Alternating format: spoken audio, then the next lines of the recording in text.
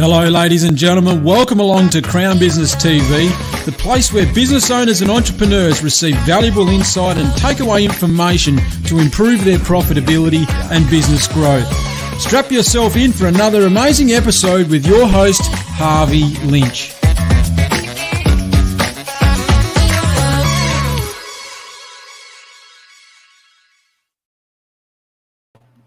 Hello everyone, Harvey Lynch here and welcome to Crown Business TV.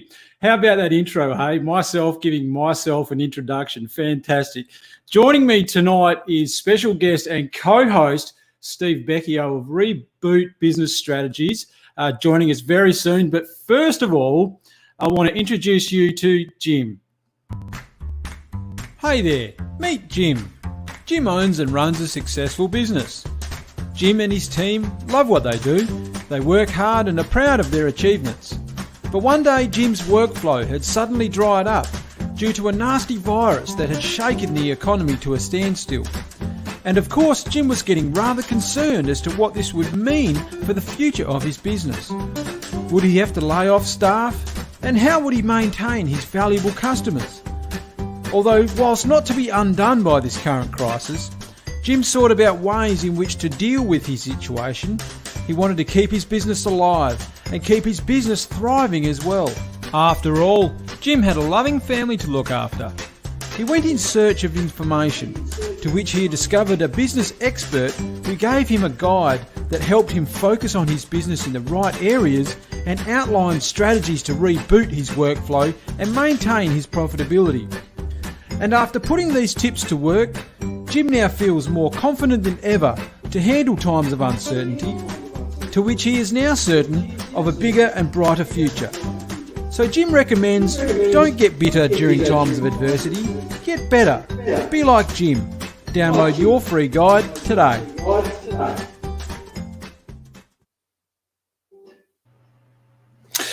Back again. If you want to be like Jim, there's a link in the comments below to grab your free guide to help you out with your business during these times. And with me right now is Steve Becchio. How you going, Steve? Hi, Harvey. Good to be with you. Thanks for inviting me on your show tonight. No problems, mate. Ladies and gentlemen, Steve has over 30 years of experience in the technology and consulting arena. His specialty is in helping small to medium-sized business owners generate solutions and generate profit and save time and stress. So thanks for coming along tonight, Steve. Really appreciate it, mate. So to kick things off, I think lately we've been talking a lot about business owners moving their business or pivoting, the word has been used a fair bit lately, into getting online with their business and becoming a part of the digital age. And what have you seen over your side of the country? Steve's from Sydney. What have you seen, Steve, lately that's been of a standout to you in your arena? Yeah, sure, Harvey. I think we all probably know a Jim, looking at your intro there. Certainly, over the last month, there's been a huge push of people that have delivered their services traditionally face-to-face. Personal trainers that I've spoken to, corporate coaches, and they found overnight that their business, they can't deliver their product anymore. So their natural reaction, along with lots of others, is to simply go online, get their stuff online. And, this is a vital thing for these people because they've got people who have subscribed to their services and suddenly they can't deliver. So they're in this situation where they're they need to maintain these relationships with their clients. They're going to lose some of their clients. That's just a fact of it. And they need to find some stopgap measure to put in place to keep that relationship going until things do settle down, which they will. And that's a large number of people I speak to are having problems with this process, and that's the situation at the moment. Yeah, I think particularly in the retail space, there's a massive shift going on with obviously their stores are not open, and the fact that the only way that they can remain viable is by selling product online, to which they are then up against the giants of the industry like your Amazons and eBay and that sort of thing. So it's certainly a challenging time, but a lot of business owners are really, I guess, relishing the fact and becoming very innovative and making it work. But I'm thinking that there's a lot of business owners out there that realise they've got to go online, but it's a struggle at the same time. Would you agree? Absolutely.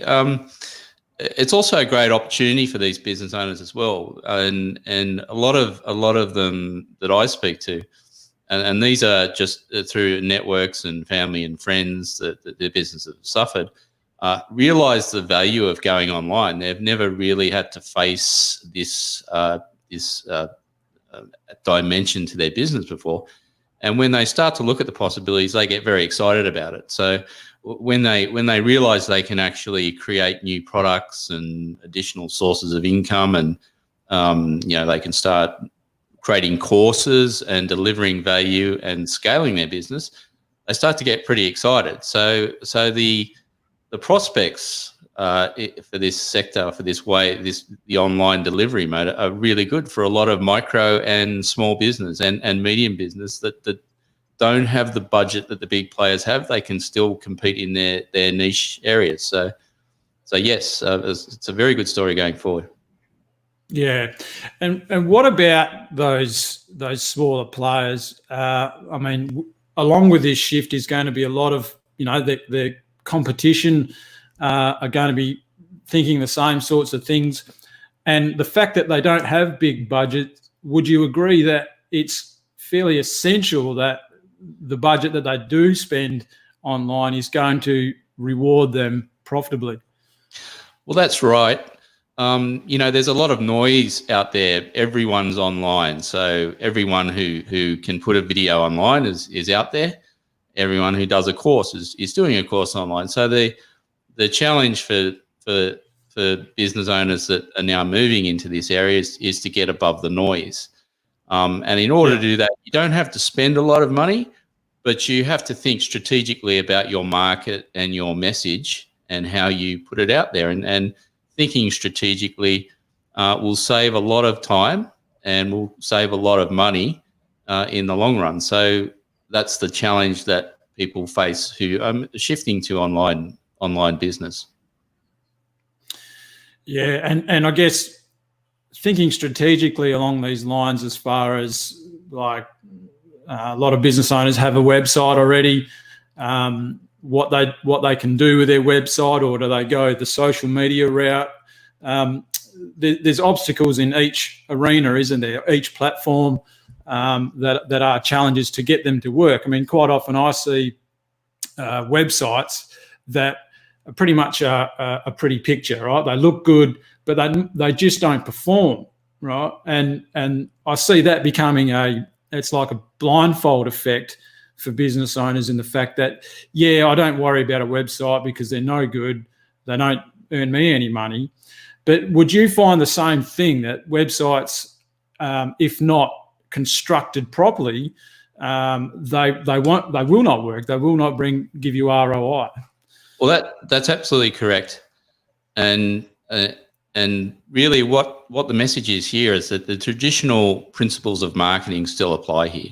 So just putting up a website is not going to do it. The important thing is to understand that people's attention span online is about 8 seconds. So you've got 8 seconds to get their attention and to get them into your marketing system. So the strategy to overcome this problem is to make sure that you can get that attention. You can make a compelling headline. You can get their details, get them onto a list so that you can start marketing to them offline if you can. Now, that is a process of understanding your market, and that is a process also of putting together a system, not just a web page, but it's a system where you can generate the leads, you can get those leads in, and then you can convert those leads to perhaps a phone call or a sale. And also understanding that you have to give attention to what your offer is and your product bundle on the back end. So a lot of people I speak to, they might, for example, run an exercise course or something like that, or they might be a personal trainer. Now they're used to delivering their value face-to-face. They sit down with their client and they go through a training program. Well, if they're thinking of doing this online, they've got to give a bit more of attention to the way that their product is bundled and the value, because people can be reluctant to accept that mode of delivery unless you put a lot of value in the package.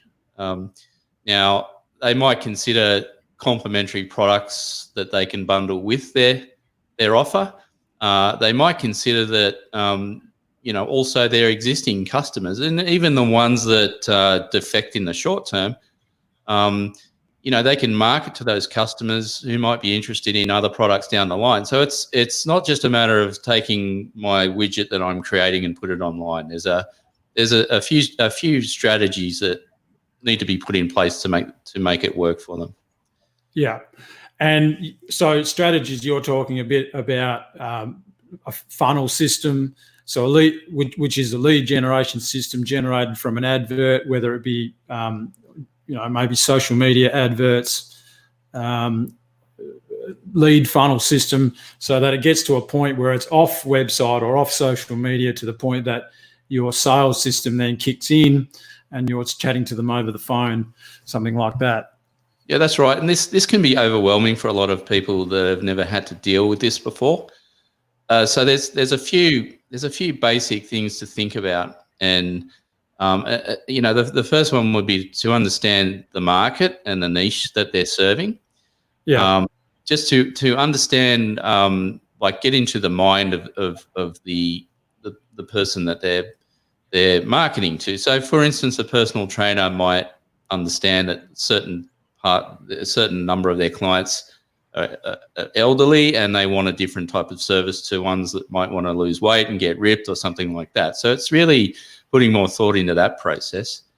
And the second one is to understand the offer that you're putting together, and to actually create an offer, a compelling offer.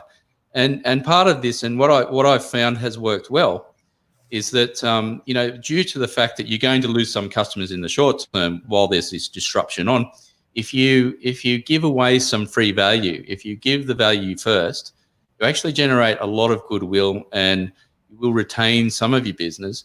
But even the business that you don't retain, you've generated that goodwill, and they will come back later when things have settled down and you come back to physical delivery, and they may refer others to other products, and you can grow your business that way. So that's a good way to start thinking strategically about how you move online, rather than just got this video, going to put it on the internet, pay me money type.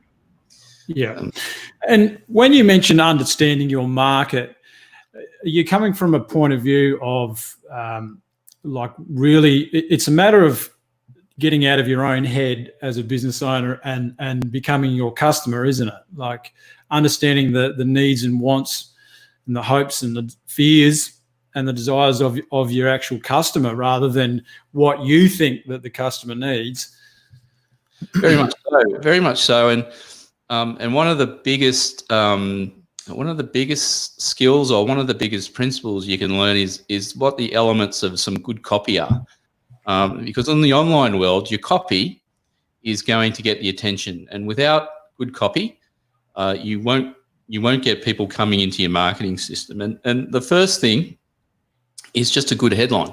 So if you're running some posts on Facebook, or you've got a video, give some thought to your headline, and something that's it sticks out. It's like the old rule: what's in it for me?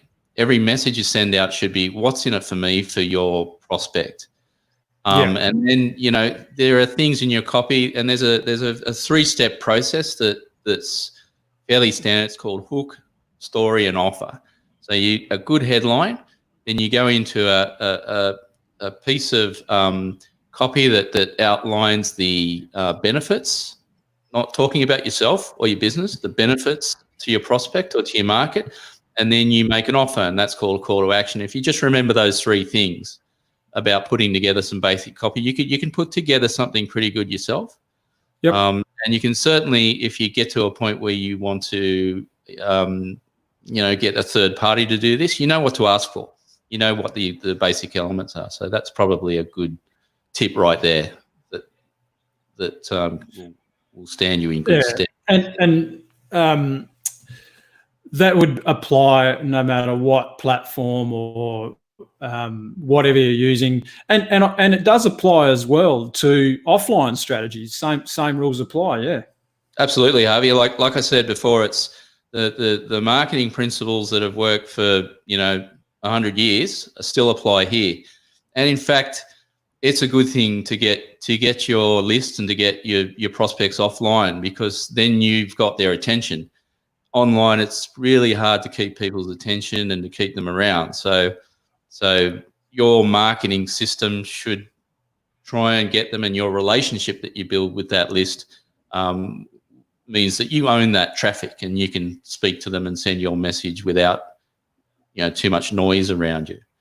That's where you would like to get to. That's a good place to be. Yeah. So what do you think would be the best starting point for a business owner to be able to begin to understand his market or understand his customer, so that he can go and construct ads that stand out above the rest, so that he does get recognised over and above his competition? What would be the first thing that they would look at? I think that if you're in business, you probably have a really good understanding of your customer. You've never really got into their head and got into the fears, desires, wants, needs, and that's what sells things to people. It's not I've got a great exercise course or I've got a great podcasting course. It's what do I want? I want to earn more money. I want more time. I want more expertise. I want to look good online. I want to look good when I go to the gym. I want to lose weight. It's getting into the mind of your customers, and you probably already have a good idea who they are, and actually putting it down on paper so that you can actually describe what's called like an avatar. It's a person that you can have a conversation with, so that when your message is going out online, you're entering the conversation in their head. I think that's about as succinct as I can make that principle. That's probably one of the most important things to start with, is to understand your customer. And getting it down, writing it out so that you can, answer those questions going on in their mind before you even. If you can take it further, you can go onto online forums. You can find influencers in that area. You can see what people are asking questions about, what their concerns are. If you go on Reddit, BuzzFeed, and some of these services, you can hear what the needs of the market are, and just knowing that makes your message better. Understanding that will make your copy better. It will make your bullet points in your copy better when you state the benefits. It will make your headline better because you can touch on what they're really, really after. There's a few approaches there to research these areas. Yeah, fantastic. No, I think that's hit the nail on the head, really understanding from your customer's point of view before you construct that headline or the hook or even the offer. And as far as producing, whether it be content or adverts, anything that they put online to try and generate business, it's not a matter of going out and spending hundreds of thousands of dollars. It can be set up quite quick and simple. Well, that's right. A lot of people begin with Facebook as a platform to do this, and Facebook you can post for free. Really what it takes is spending a bit of time putting together a message on a regular basis and building up a presence on a Facebook page. Here's a very simple strategy. You build up a presence on a Facebook page, and then for a modest amount, you can construct an ad, and you can target an audience in Facebook. Now, Facebook is incredibly powerful. I'm not trying to sell Facebook, but it's one of the main tools. It's incredibly powerful at targeting the particular audience that you want to send your message to, and that's where your market research comes in, because you can spend money and waste money targeting the wrong people. So if you go into Facebook and you start to create an ad, and you can target certain people in certain locations, certain age groups, certain interests, and certain job titles, and your research on your avatar will enable you to narrow those selections to directly the market you want to send that message to. So every lead that you get is going to be a quality lead. You're not going to get annoyance. And then that traffic you can send to your web page. And there are a number of tools there. We could go on all night talking about tools, but there are a number of very affordable tools, and a lot of these have trial periods that you can set up a lead capture forms to get information, and there are many ways to do that. It's probably a talk in itself. Tools there. Yeah, fantastic. Well, good stuff, Steve. I think that's added tremendous value for business owners wanting to understand more about getting online and understanding more than what they already know, I think, at a deeper level about their customers, so that when they do want to generate business online, that the efforts they're putting in are rewarded, because, like we say, there's a shift going on at the moment, and I think we did touch on it, particularly with the retail space and even commercial real estate, that sort of stuff. It's happening at the moment, isn't it? And business owners are affected, but I think those that are innovative enough and want to make it work will certainly reap some pretty good rewards, I think. Absolutely. And what I wouldn't like to see happen is people that have great prospects in this space, and I've seen a lot of great products, a lot of really good content. People have studied for years to give people a great product. I would hate to see someone go online and then fail and then give up because they didn't realise that just changing a few approaches, they could have got that first sale online or that new customer. And that I see that happen. It changes everything for someone who's going online. They think it's the best thing since sliced bread. You know, how come I haven't seen this before? So it's certainly a new thing that it's worth doing properly, and it's worth understanding some basic principles. Fantastic. Thanks a lot, Steve. Steve's going to stick around, folks, and we're just going to Jim's going to pop in and say a quick good day again before we get on to the second segment of the show. Hey there, meet Jim. Jim owns and runs a successful business. Jim and his team love what they do. They work hard and are proud of their achievements. But one day, Jim's workflow had suddenly dried up due to a nasty virus that had shaken the economy to a standstill. And of course, Jim was getting rather concerned as to what this would mean for the future of his business. Would he have to lay off staff? And how would he maintain his valuable customers? Although, whilst not to be undone by this current crisis, Jim thought about ways in which to deal with his situation. He wanted to keep his business alive and keep his business thriving as well. After all, Jim had a loving family to look after. He went in search of information, to which he discovered a business expert who gave him a guide that helped him focus on his business in the right areas and outlined strategies to reboot his workflow and maintain his profitability. And after putting these tips to work, Jim now feels more confident than ever to handle times of uncertainty, to which he is now certain of a bigger and brighter future. So Jim recommends, don't get bitter during times of adversity, get better. Be like Jim. Download your free guide today.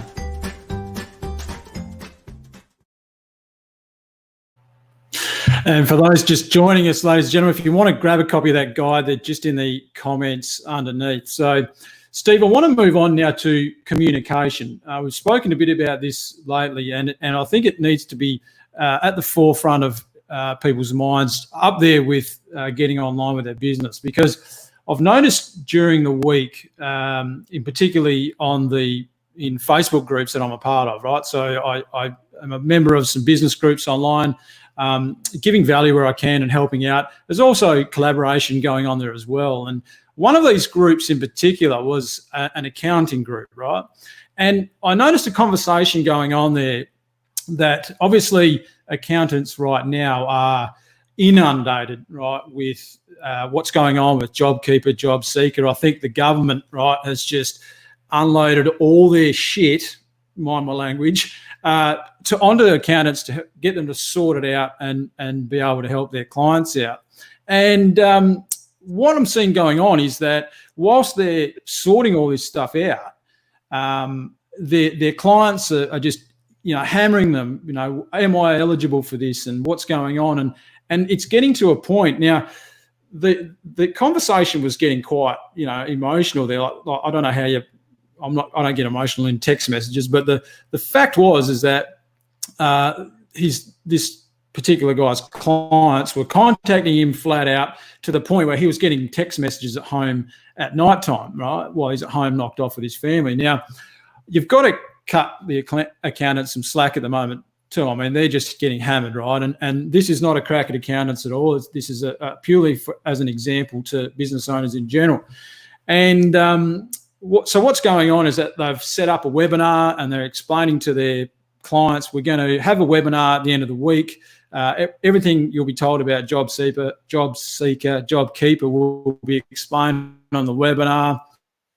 Leave me alone, right? Now, the conversation went as follows, right? So it got to the point where the accountants are now starting to throw crap back in their clients' faces because they're just hammering them, right? And I'm like, no, that's a bad move, right? Because your accountants are your biggest asset that your business has, right? And without them, you wouldn't have a business. They're the ones that put, bread and butter on your table every night, right? And so there's a problem going on there at the moment with communication between the accountants and their clients, right, about what's going on, updating them all the time with this current JobSeeker, JobKeeper programs. And what I wanted to illustrate tonight was how to set up a better communication system in your business to overcome these frustrations, right? And as we know, any frustration in a business is the result of a lack of a process. So I want to illustrate that tonight. And Steve, come off for the ride with me, mate, because I think this is quite valuable to business owners. So I want to just quickly share my screen at the moment. So an accountant's got a database of clients, right? And I hope they have a database. This is my pretty high-tech drawing skills here, mate. I got this off a mentor of mine. So an accountant's got, or a business owner, right, as for the example, has got a database of clients, CRM, customer relationship management. And inside of that database, they've got all of their clients, right? Now, the issue with just having a database full of names and numbers is that there does become a relationship breakdown if we're not treating our clients as they should be treated on different levels, if you know what I mean. So what I'm suggesting is set up your CRM system, right, so that it is segmented out to different levels of clients that you have. Now, every business owner is going to have their better type clients, aren't they? So they're going to have clients under their best list as list A. Now, these are clients that you have the best relationship from. They patronage your business the most often. They spend the highest level of transactions, and on a relationship level, one-to-one, your relationship is pretty bloody good, right? So those clients are going to go into your A class clients, right? And then you're going to have your B class, which will probably be the top 20% as opposed to, say, the top 2% in your A list. And you can have as many lists as you like, right? But where I'm going with this is your communication system really needs to have it broken down inside these lists on your client's preferred method of communication, right? Now, these methods could be let's just say, one person probably likes the phone more often to be contacted. It could be contact via SMS, right? It could also be email, which is the most common. And then another one, which I like, is Facebook Messenger, if you can read that, right? So having this segmented like this is creating the foundation of a much tighter relationship with your clients, and then contacting them through their preferred communication methods, so that what that's doing is that it's updating them where they're going to get the right message from you. And your updates at the moment should be just about daily with this, what's going on, because with this job seeker arrangement, right? Keeping them updated on their preferred methods, not a webinar that probably only 10% are going to rock up to, right? Keeping the communication through their preferred channels. And what that's going to do is it's going to get the client off your back, right? So that they are then satisfied, they know what's going on, right? You get on to do what you do best, and that is sort out this job seeker applications. And then they, once they are informed, is building a much stronger relationship that you've got with your clients. Now, where am I going with this, Steve? Well, to explain it, how this is going to affect your business in dollars terms, right? Let's just say where this is affecting your business is you're going to benefit the lifetime value of those clients, right? You're going to extend the buying lifetime of your database, of your list, because you're building a stronger bond through better communication channels, right? Now, let me explain how this is going to benefit as far as dollar terms. So let's just say that your CRM has 1,000 clients in it, right? And the average sale of every time you transact with a client is $50. You have to help me out with the maths tonight, Steve. And the average number of sales per year that client does with your business is, say, that's 4 times a year. And then, so we've got our average number of clients, our average sale, and the times per year. So we're realizing a dollar value of $200 per client there per year, right? Now, over 1,000 clients, that is now $200,000 a year from those 1,000 clients. Now, if those clients stick with your business, their average buying lifetime right now is 10 years. Well, over that 10 years, we're going to realise $2 million. Am I on track there, Steve? So it looks all right. Yeah. Now, let's just say inside of that 10 years, that you managed to increase that dollar sale by just 10%. So taking that average sale up to $55, and the average time they transact with your business every year increases by 10%, up to 4.4 sales per year. And over that 10 years as well, we increase our number of customers naturally by 10% as well. So we now take that to 1,100 customers. Now, if my maths is correct, Steve, and you'll have to check me on this, mate, the total realisation per year of those increases is $266,200, right? Now, here's the kicker. If we increase that buying lifetime of our clients, of our list of clients, by just 10% as well, so we take that from 10 years to 11 years, 266 times 11, well, we're realising now over that buying lifetime, not $2 million, it actually equates to $2,928,200. Right? So that's nearly $1 million increase over that buying lifetime of increasing that buying lifetime from 10 years to 11 years, just 10%. And we've done that through stronger relationships built through better communication channels with our communication systems, right? So nearly $1 million increase. So that is massive when we talk about a small incremental increase, right, which can be brought right back down to our communication, better communication with our clients. So what are your thoughts on that, Steve? I think you've touched on really the power of the list here, it's even more remarkable when you note that you haven't got any new clients. You've simply just gone to your existing list and you've unblocked some of the value that's in there. And this is one of the things that a lot of business owners don't realise, is that the gold nuggets are in the list there. They've already got the relationships with their customers, and their existing customer list can get them value growth like the numbers that you're showing here.